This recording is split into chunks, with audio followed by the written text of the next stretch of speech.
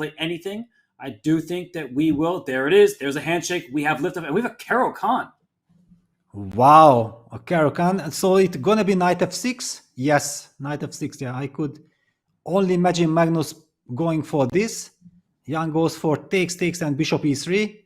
Knight a6 played. Wow, elegant way of developing the knight. Also teasing, yeah, please take, because then suddenly there was a queen a5 check, and you recapture the bishop like this. And that means because of queen a5 check, black can also play bishop f5 here. This is a thematic idea that you can try to trade light square bishops because of queen a5 check. Yeah, wow. It's very nice. Yeah, bishop f5. So it's not only queen a5 check against bishop takes a6, but also there is this idea trading the light squared bishops. The geometry is beautiful for Magnus Carlsen, but the clock situation, not so great thus far. Jan Nepomniachtchi at 3 minutes, 9 seconds. Magnus is the one spending his time, and he's on the move. He plays rook to e8. Yeah, castles bishop g4. So Magnus says, no, I don't necessarily want to trade pieces. He's pinning the knight on e2.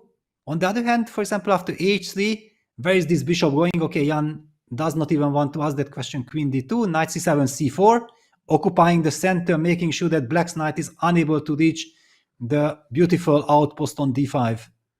But we talked about this in a game earlier. When you push c4, you could leave the d4 pawn in some trouble. So look at Magnus. He voluntarily takes this knight on e2, and Jan hasn't recaptured back, at least not yet. He takes with the bishop and f5. Here comes the black queen. Yes, this is the whole idea behind that. Suddenly black has dangerous threats. Eventually f5, f4 also now already it's a threat because of the hanging bishop on e2. Is white gonna play g3, but then also there are ideas like just sacrificing the pawn, destroying white's pawn structure. I know it pained you to say the move g3, and it hurt me as well. I mean, g3, f4 for sure from the black side. You rip open the white king because the bishop on e2 is loose. So for Jan Nepomniachtchi, he's now the one spending quite a lot of time. And I think that there have been results in some of the other games. I'll just quickly mention Arjun Erigaisi against Vladislav Artemiev, a draw without a fight. Nihal Sarin against Neil Dubov, a draw without a fight. Shakir Mamadjarov. But hang on, sorry to interrupt, but it wasn't bishop takes c5 an option? Wasn't it a blunder, c5? Oh my gosh. It looked like a miss there from Magnus Carlsen. Bishop takes c5, take on d2, the bishop on e2 is loose. Crazy. It's tiredness, everything, but okay, the game is on. We don't have time to analyze that position too much. There's also not much to talk about. It was a one-move tactic, which could have maybe won the game for Magnus. And it also explains some of the quick draws in the other boards. They're exhausted. They're hungry. It's like 10 p.m. in Uzbekistan, so the delays, the appeals, all of this stuff have been unfavorable for the players, but these two are still fighting. So there's a knight on d5, nicely centralized. The bishop on f6 aiming at d4, but as you're pointing out, a bishop for white can plant itself on d6 if black does not take it on f4. Yeah, and what a big miss by Magnus. And now we see that he might be in for some trouble. If white plays the move bishop d6, then white will be able to eliminate that knight on d5, and black is forced to capture with the pawn. That's a terrible strategical position. White will have the majority of the queen side. And how do you stop that? If you take on f4, then after queen takes f4, white will play b4, eventually push d4, d5, and again he has an extra pawn on the queen side. This looks really nice for Jan Nepomniachtchi. So it was a blunder that turned into a good position. Queen e7 from Magnus, giving up the f5 pawn. He likely just wants to play rook d8 next, target this d4 pawn that's actually quite difficult to defend. I really love these kind of Magnus moments. Queen e7, most of us would play g6 to defend the pawn f5. He instead plays queen e7 to connect his rooks and bring it to d8. Yes, but Jan was not interested in picking up that f5 pawn. It was much more important to protect the c5 pawn in order to be able to break black's construction. d5, it's a wonderful situation to be in. Jan is also up on the clock with like 40 seconds. But Magnus will be putting up incredible resistance. After all, it's opposite colored bishop's position with very good drawing chances.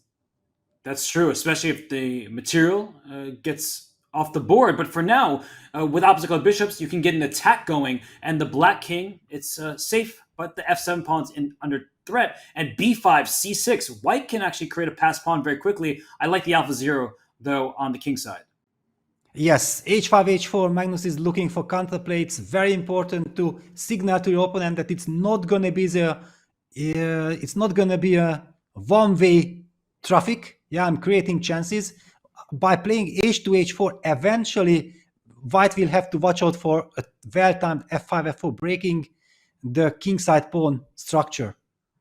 And I saw Jan's king go up to g2, and the rook on d1 is very important because if the queen moves from c4, black might play f4, and queen e5 perhaps signals that f4 is an idea just to break down the pawn structure on the king side.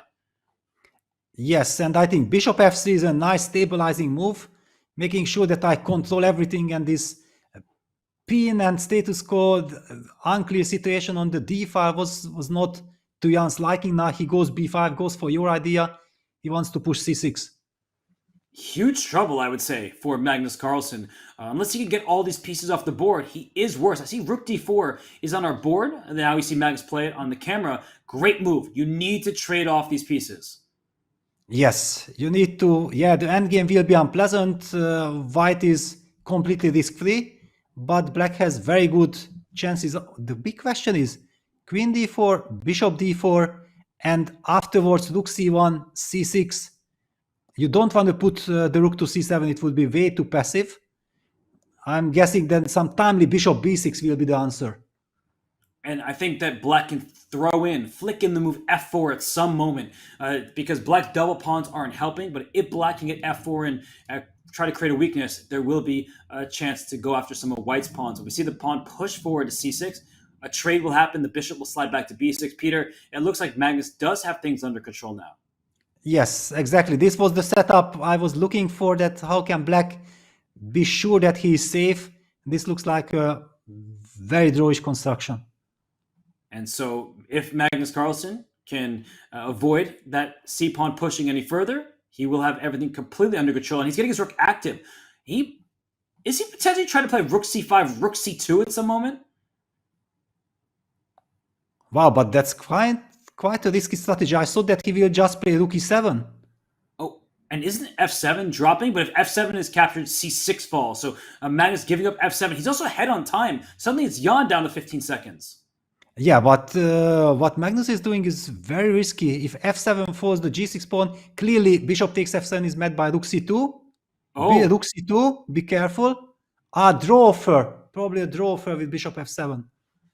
Yeah, because bishop takes f7, rook takes c6, and the position is completely level. We see that both players had some inaccuracies. They made some mistakes, and for Magnus missing bishop takes c. Look at this. They're talking about it. Yes. c5, bishop takes exactly. c5. Oh! Exactly. This is what they are talking about, because the point was that black was starting to play f4 and the bishop on e2 was hanging. So Jan was spending a lot of time. It looked like he found the solution to it, but no, crazy. And that was earlier on in the game, but it was a one-move mistake. And when Magnus didn't capitalize, Jan Nepomniachtchi was able to get the better side of this draw.